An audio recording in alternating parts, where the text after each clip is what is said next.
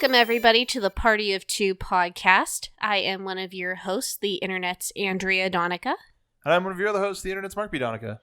And today, we are going to be looking towards D23 and upcoming news about everything that's going to be happening to our beloved Epcot here in Walt Disney World Resort, Florida. And today, we are specifically looking at the Living Seas Pavilion, aka the Seas with Nemo and Friends. And really excited about this one. I have always been a big fan of the ocean and marine biology. I've been fascinated with it ever since I was a small child. My parents actually used to have a little saltwater fish tank, and my mom spent so much time maintaining it. It's a lot of work. So, and just for a little slice of the ocean. So I can only begin to imagine how much work Disney has to do maintaining a giant conservation facility for marine biology. Well, what do you think about the ocean, Mark? I like it. You do? Yeah. No, the ocean is arguably the most important biome. And we all came from the ocean. Yeah. So without it, there are a lot of problems. And considering the ocean is growing and we aren't adding any good stuff to it just by existing, there's a lot that can be done to sort of maintain it and make it better. And only in more recent years are conservation efforts starting to get a lot more hardcore. But even so, we're losing a lot of what makes the ocean special, and there's so much that we still haven't even discovered about it. We haven't gone deep enough. We haven't been able to go deep enough, and I think the second we can, we'll probably ruin that part of it too. Yeah, sadly. To be completely honest. But this pavilion plays a huge part in, I think, what makes Epcot, as well as what I think this of any of the pavilions is a happy medium, can be a happy medium between the message of Epcot or the original message of Epcot, I say, and sort of the ongoing franchiseification of it. I think there's a happy medium that you can provide here that will make everybody happy.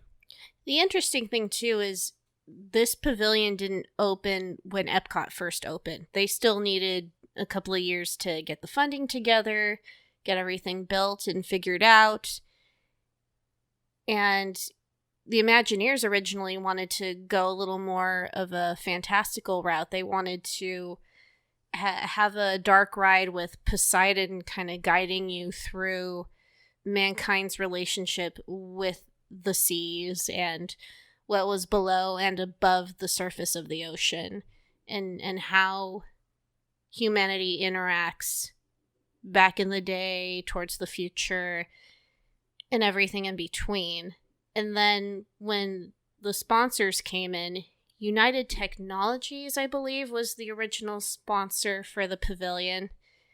They're based in Connecticut. Yeah, search me. They wanted to go much more scientific.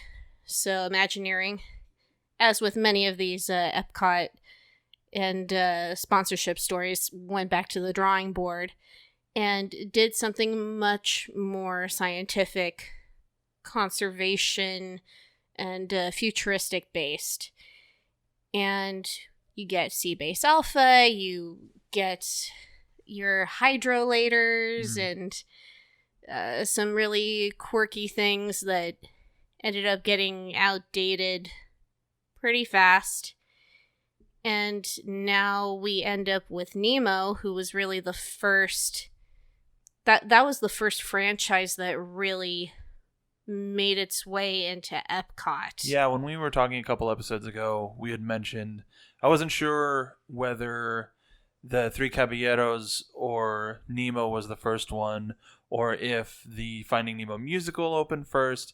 And so it was 2004 when Turtle Talk with Crush first showed up, but in late 2005 was when the entire pavilion was renamed The Seas with Nemo and Friends, and it was all there was a combination of things where the musical opened up at about this or opened up the same time as the rechristening, and then the Three Caballeros opened up like a couple months later. But Nemo was, and I think still is, the strong. Well, no, I guess Frozen in Norway is a really strong sell, but Nemo is a really good one really good way to sort of integrate Disney property with a conservationist message.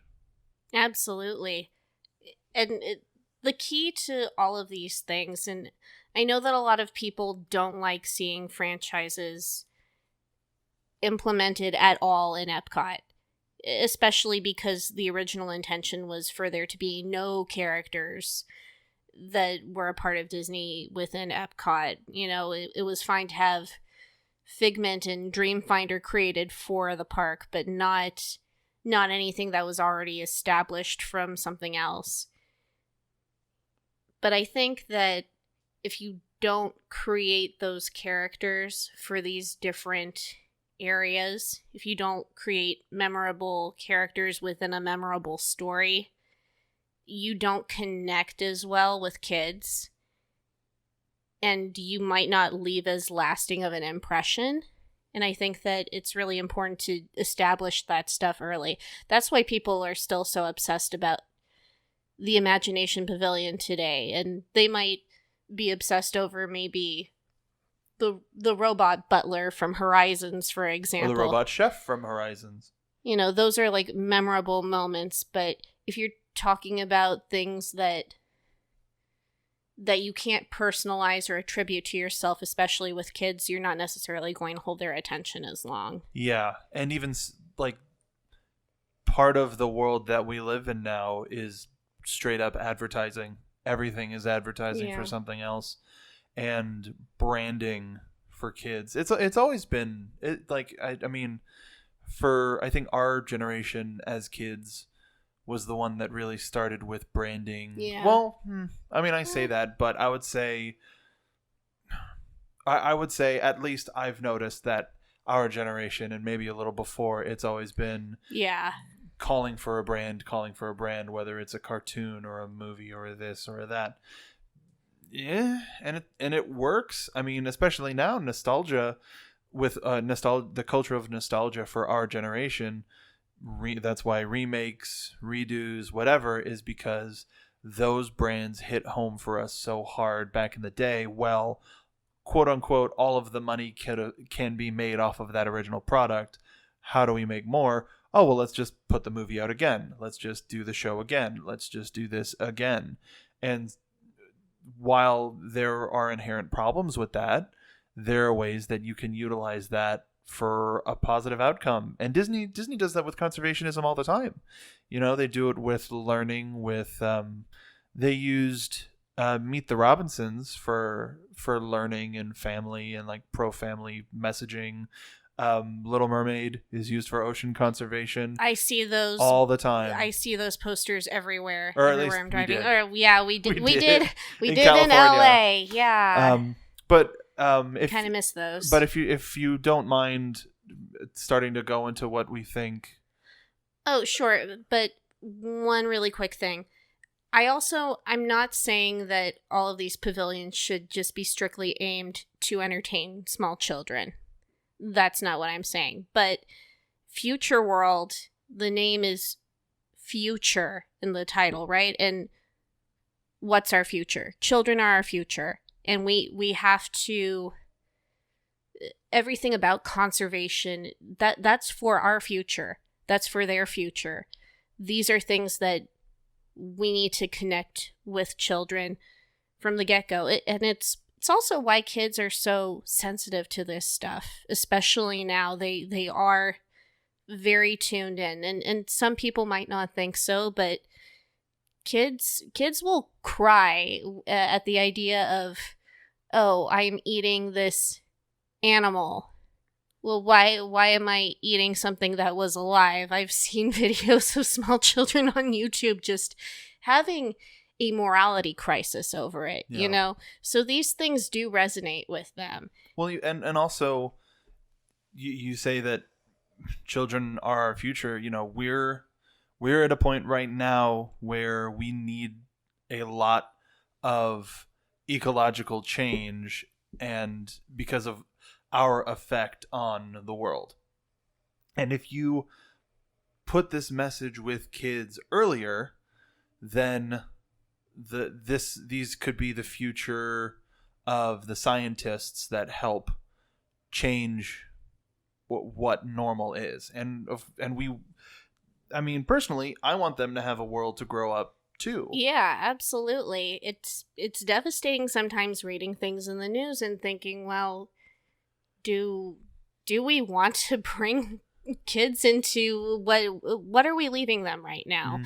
And that puts the impetus on us, especially, to work as hard as we can to make sure that there's something important for them that's going to be left behind that they can continue to carry, not just for our children, but our children's children, and going on and on. Yeah. So this, like last week, we talked about the land and how we're good, cool, great. But well, I mean, farming. We know how to feed people, even though we are kind of rushing through that as well. But it gives that message of conservationism, and just tweak it just a little bit to give sort of a call to action, and I think everything really works. Go back and listen to our intensive discussion about how what we think the land pavilion should go to.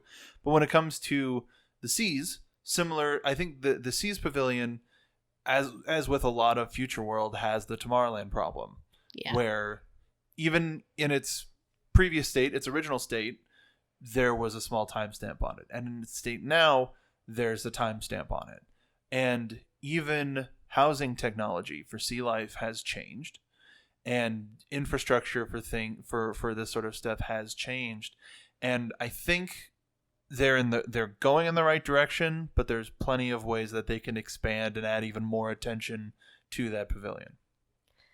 I personally am struggling with the fact that Disney still is taking care of a small pod of dolphins. Mm.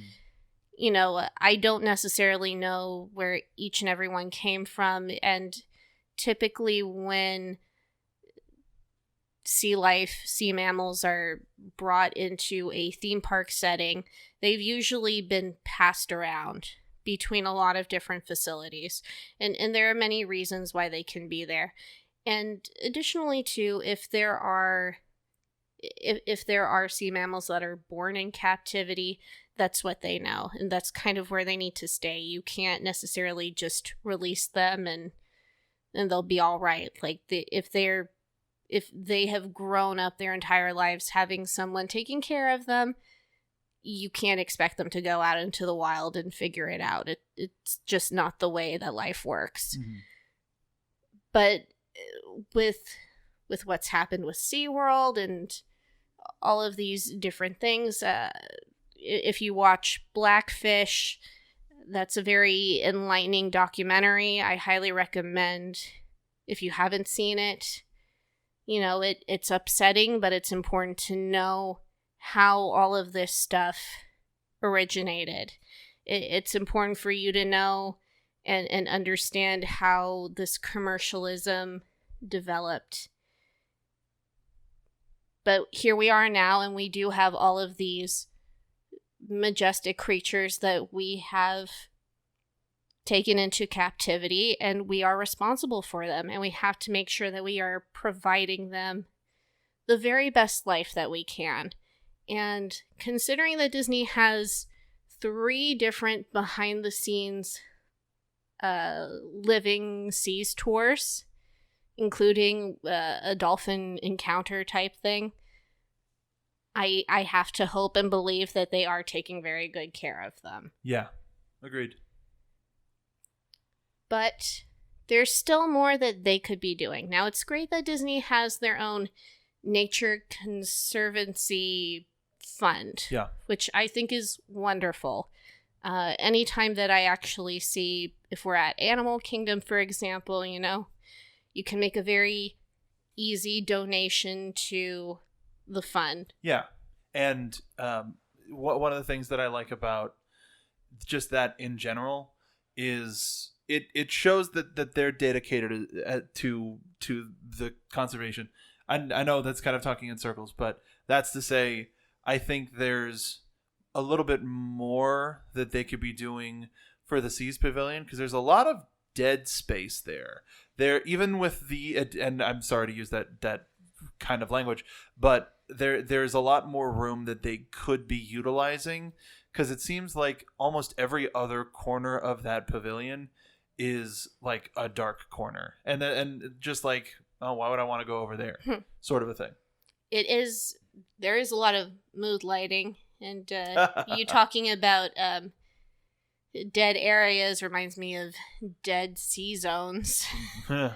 Or Dead Space, the video game. Oh. But I think there's a lot, like one of the biggest wastes of space that I think a lot of people might agree with me is the little picture play area of like Bruce's Junkyard, where it's just the oddly shiny, like if those were like reclaimed sea glass, or like if there was something like naturally, the lawyers are pulling out their pitchforks now. But if there was something like more beautiful than these are plastic statues of them, if there was more of a recyclable material for a playground, now that would be something really fantastic. It exists. Like, I know. I mean, there's so many other countries that do this so much better than we do. But one of the things that I think the pavilion could use is more representation from their ocean franchises. And one of the things that we talked about in the land is how there is one farming franchise that they will never speak of, and we will never speak of, because no one should have to be saddled with that pain. Boo. But when it comes, I just got it. I'm sorry. I literally didn't mean that. Should I say moo? There you go. Oh man, there's a yodeling landowner. Anyway, oh, no. with this, I took some preemptive notes before we went back in and realized that they were already doing a little bit of this, but I think they could do more. The fact that the coral reef is dying, if they had a little bit more of a representation and a little bit more of the coral reef, they have all of the tank gang, all of the fish from Finding Nemo are represented. And it's the Great Barrier Reef, and that's the most vulnerable of all of the reefs, as far as I know and throughout my research. So they should have that messaging there. Yes. They should be like, hey, we've got this, but the really important one is dying. Get the vocal talent back, record some little things. If you want to really use this projection technology everywhere, throw them on the little tanks, and depending on which individual tank you're at, can have, the starfish being like, hey, Peach. That's right, Peach, because she's Can't peach colored. Can't hear you, Peach. Yeah. Just like little comments, because, it, as nice as it is that they have the little placards around the tanks saying, oh, this type of fish does this, or this is how they live, all things that I think are wonderful, they can definitely do more. And I think this is where Disney can truly excel at its highest in terms of conservation and using franchises to the best, to use their superpower in the most exponential way possible. Yeah. And I think perhaps they could have Crush do a little bit more with that in the show. Just throw in a little bit of information here and there. I mean, he already does it with like general things with the ocean. But like if you go to the certain spots with the cast members / conservationists talking about ways in which you can help the environment and the ocean, they keep talking about using a reusable water bottle. However, where is the refillable water bottle station in terms of the Living Seas? It's not there. And they keep popping. Is there one in Epcot? Not that I've seen anywhere. Well, either way, there should be several. Yeah. If they need to be more future forward, like their messaging can go out there, but then of course you piss off some sponsors by not having Dasani water available to be purchased, or like people are less inclined to purchase bottled water if you have the refilling stations easier accessible. But then there I think there's always there's always an option to make a buck, and you'll get people wanting a Coke, you'll get people wanting a Monster, you'll get people wanting Froze, whatever. But being a little bit more future forward with that, they have to match their messaging.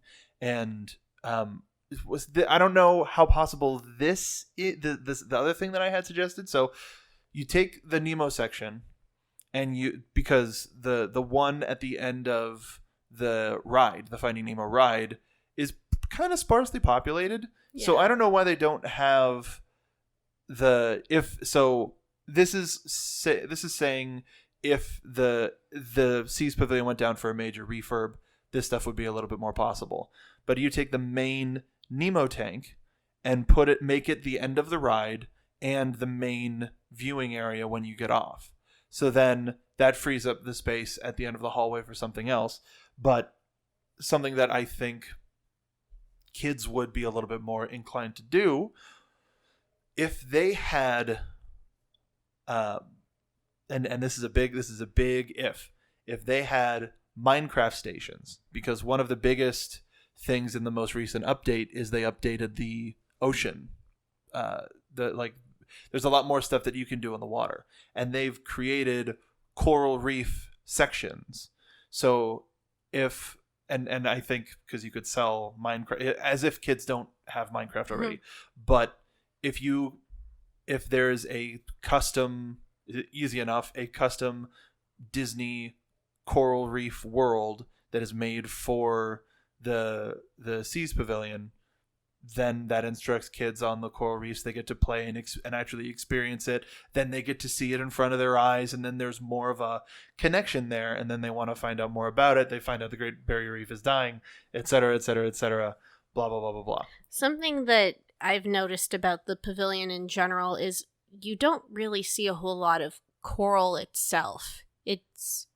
They really focus on the big blue world idea, but not so much what's in it.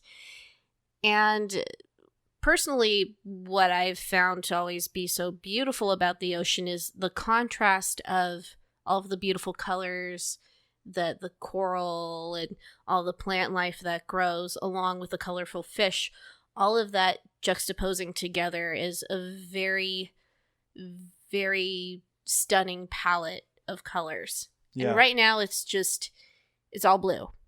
And like you said with the play area, the kids aren't really climbing around coral, etc. It's like an abandoned junkyard. Yeah. That's kind of depressing. But that associates fun with junk. Like, yeah. Feel like, oh, I remember playing on that thing, and it was because it was a broken down battleship or whatever.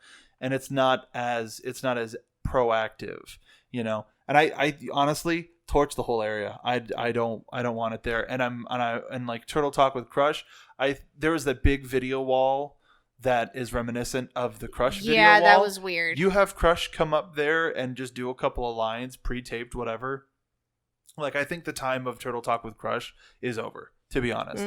It's a fun attraction, and for California Adventure, it's sort of in its own place, and people, I wonder what attendance is between the Epcot version and the California Adventure version, because it's interesting to see the rides that the coasts share, but one does better on one coast than it does on the other. Yeah. So I think so.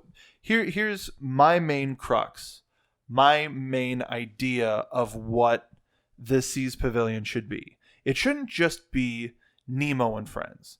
It should be the seas with a lot more. Like Moana and Ariel. So what I thank you for bearing the lead. But what I want is, so we have the exit tank that keep the Nemo ride, just resync it, touch up a couple of things, and now you have a big coral reef tank that serves as both the finale of the ride and as a major feature in the pavilion. But then you have other tanks that the other big tanks that have wildlife and fauna from the different areas of the world that the other water-based franchises are from. So you have a Pacific Island version that has a lot of tropical, like more tropical fish, and stuff that's reminiscent of the Pacific Islands and Hawaii and things like that. And then you have one that's Atlantic fish. You know, you have ones that are a little bit more European and representing the Little Mermaid, because then you can have a rotating meet and greet area between Moana or Ariel, and then that gets you some attention in there. And then Turtle Talk with Crush can become like either another show or some like that. Maybe that can be the big meet and greet area because they already have a lot of space allotted to it. But then that leaves room for either the play area or Turtle Talk with Crush to be utilized in a more dynamic way. So that way it's pushing a whole bunch of merch. You get a meet and greet area when you get that photo pass money, and you get to utilize more varieties of fish. So it's a little bit more diverse than just the tank gang. And I would like it if I would like it like, so the manatee area, like it's hard to move any of these animals, right? Because they're there for a reason and they're being kept safe, et cetera, et cetera. So more, I think then you can get even more tours, even more experienced tours that are themed to the various like you can either get all tanks or just this tank or just that tank or whatever. And then you could also get more celebrity endorsement, because then you have like Jodie Benson or flippin' Rock the Dwayne Johnson. Flippin'. I gotta say flippin'. I guess also flipping your fins. You know, we won't get too far. But that's two that I just did. Mm-hmm. That's where my brain is now. But congratulations. Thank you. You're welcome. But that sort of brand representation, but that also gets more wildlife in, and then you get to represent more areas of the world instead of just one part of the sea. Something that I would also like to see them focus a little bit more on, they do have sea turtles. In terms of Florida, we're kind of in sea turtle territory. And I think it would be really cool for them to have a little spot talking about that, because people love sea turtles, and that's a big deal in terms of conservationism and everything else. And just, I mean, who doesn't love a video of a bunch of little baby sea turtles rushing from their eggs going into the ocean? It's just precious. Oh, that was something else. Disney has this library of Disney nature documentary stuff. They could make a flippin' sizzle reel and turn the Turtle Talk with Crush Theater into the Disney Nature Theater or whatever, where they either show parts or a sizzle of a lot of the nature stuff, and how you could, because then it's a place to sit down, and you can then it's a place where you can say, if you want to help whatever, donate to this right here, and I don't know, put pay kiosks there that go directly to you. Just swipe your Magic Band and donate however much you want. But utilizing the Disney Nature line, because it's really only around Earth Day every year, and while it is kind of sort of shelling something that's made in column A into column theme park, but you have the video library. It's high quality footage. We talked about it with Awesome Earth coming to the Land Pavilion. You have this really cute, well shot documentary style footage. Whip up a new documentary with the old footage, or tell a new story that just gets kids invested in even further in the wildlife, because that's the biggest thing with all of these franchises is, while it may be a little bit of a cop-out that kids aren't referring to the various species as the species, but as their character names from a Disney movie. So instead of a blue tang, it's Dory. Instead of a clownfish, it's Nemo.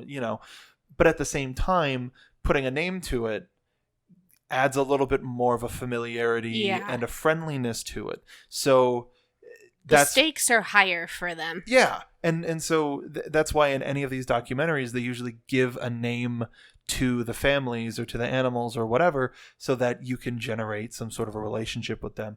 And this is another opportunity to get maybe a not I was going to say a not so family friendly, but I mean, a not so cute, or something that Disney would never make an animated movie out of.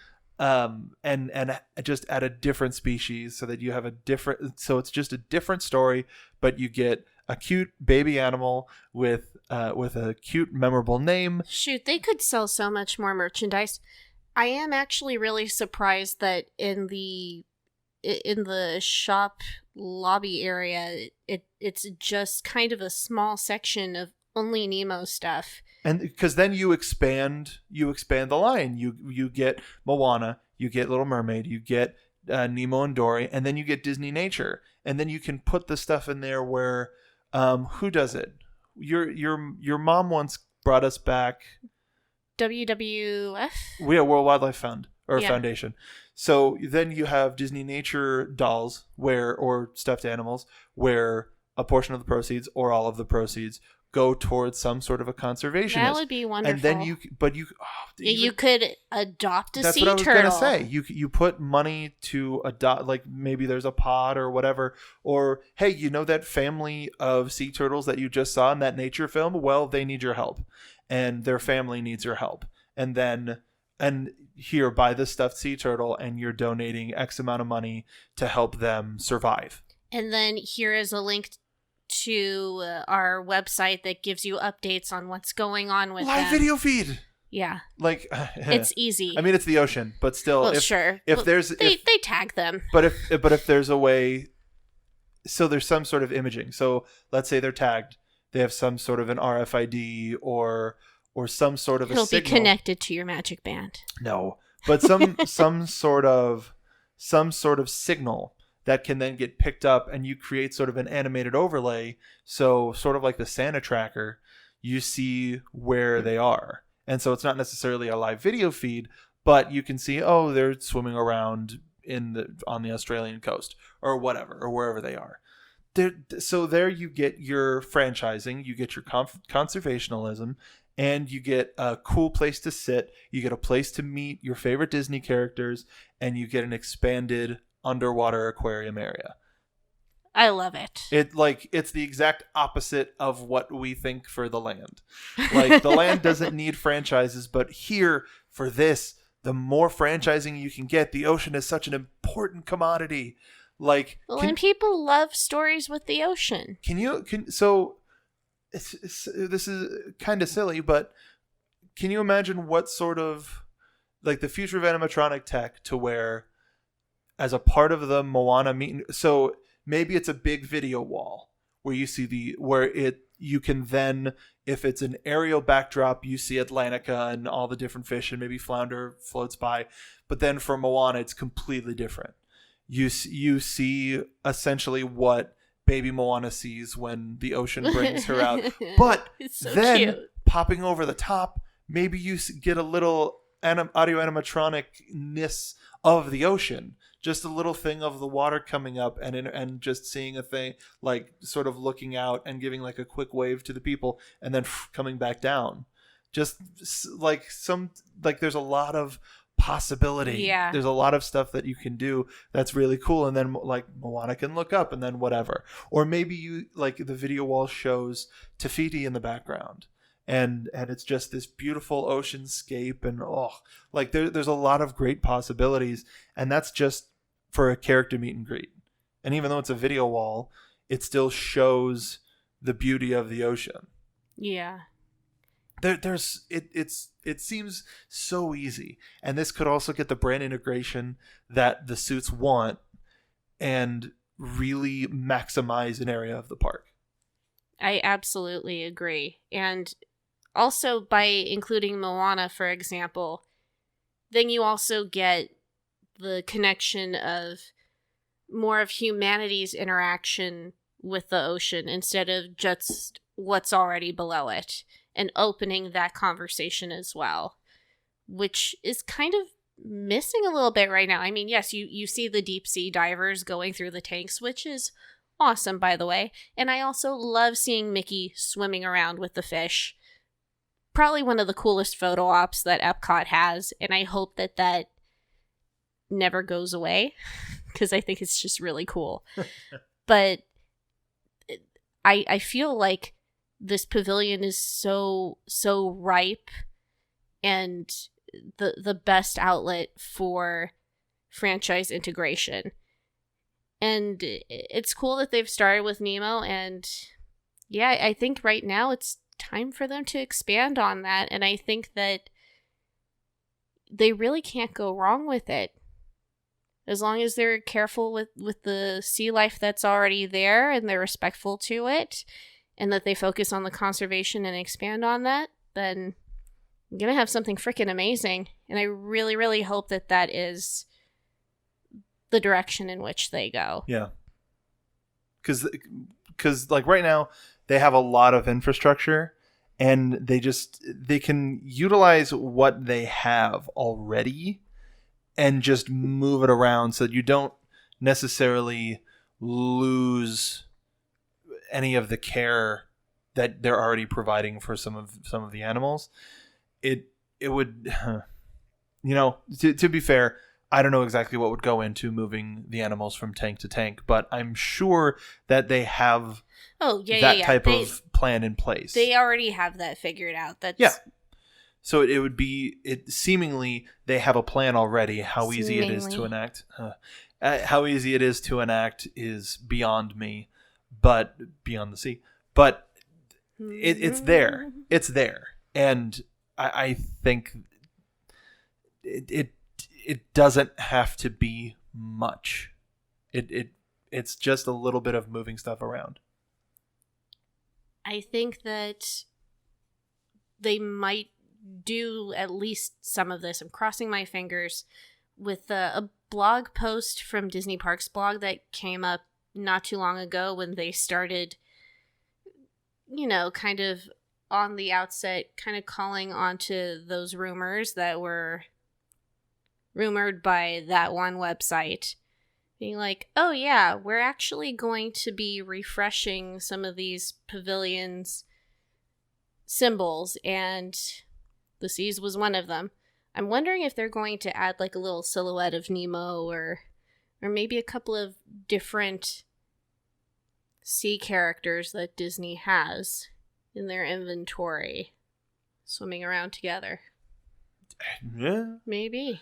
I also like the idea that, like, one of my favorite features on the original Finding Nemo DVD was just the, quote, interactive water tank, where they would just have various characters swimming across the screen, and you could pick either the tank from Dr. Sherman's office, or just the water, or even just the credit scene of them swimming across the screen.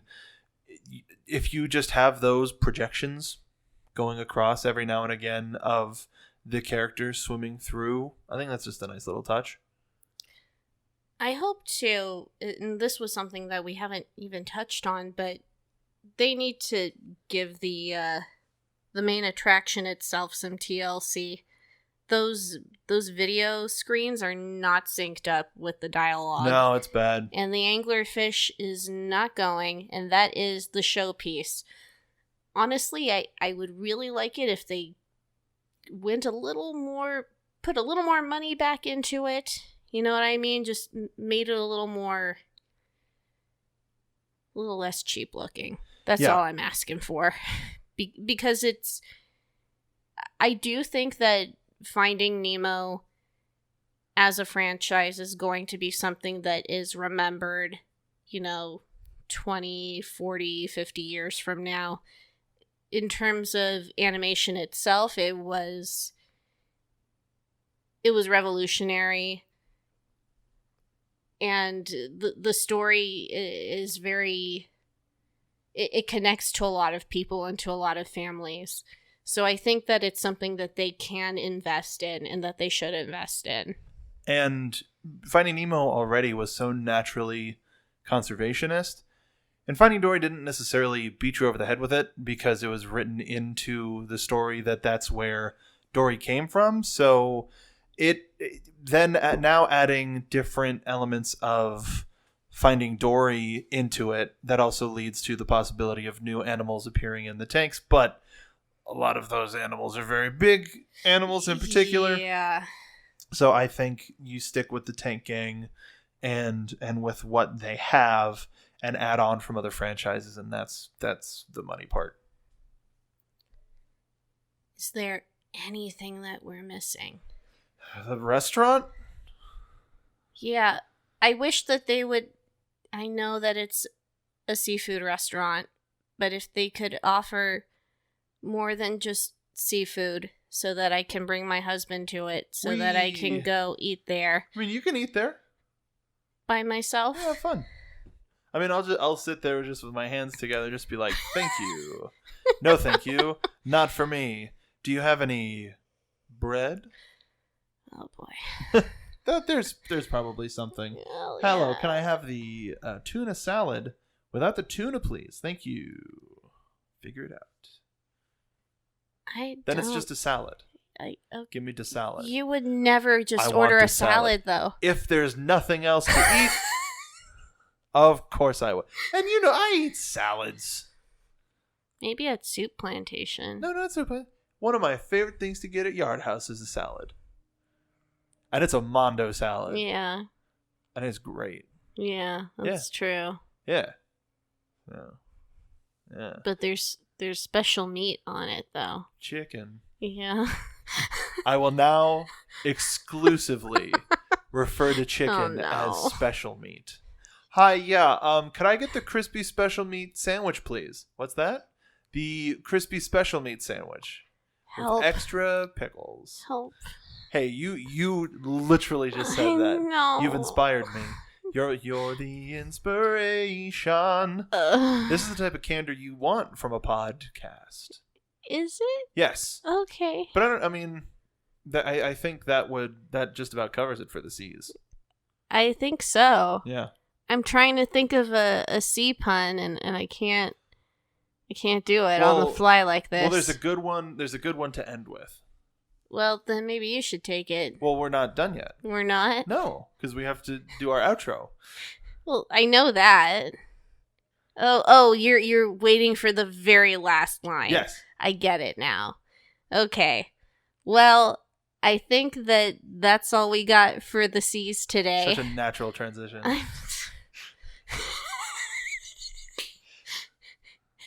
Dang it, Mark! Yeah, it's me. That's me. You can find me on Twitter at Mark B. Donica. Also on Instagram at Mark B. Donica. If you like cartoons, I also do a podcast about various pieces of Rooster Teeth animation on Rooster Team reviews on the Anchor Network. Make sure if you're listening to us here on Party of Two that you're following us at Party of Two Pod. Head over to Anchor if you don't have a podcast app of your choice. And you can just follow us on anchor.fm if it was hard to find us. Whatever podcast service you're using, go ahead and leave us a a review. We'd really appreciate it. And if you are listening to us on Anchor, there's a new feature that they just introduced that's actually pretty cool. You can leave voice messages.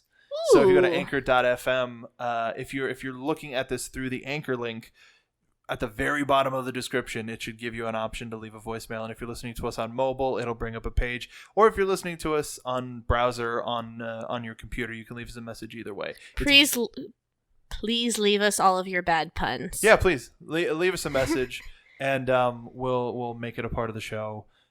We appreciate you. Follow us at Party of Two Pod. What about you, Andrea? You can find me and all of my sufferings at Dole Whip Drea on Instagram and on Twitter. No, maybe, I don't know. All right. We're all right. Oh, and happy birthday, Disneyland. Yeah, happy birthday. We really miss wish you. To be celebrating with you. We went once on the birthday, and it was terrifying. It was rough. Yeah. I don't recommend it. No, I can't imagine what it was like today. Oh my gosh. With Star Wars and all that. Yeah. Coming soon to a theater near us is the Star Wars lands. Woohoo! But that'll do it for us here on the Party of Two podcast. See you later. It was so easy. That's it. It was so simple. That's all we had to do.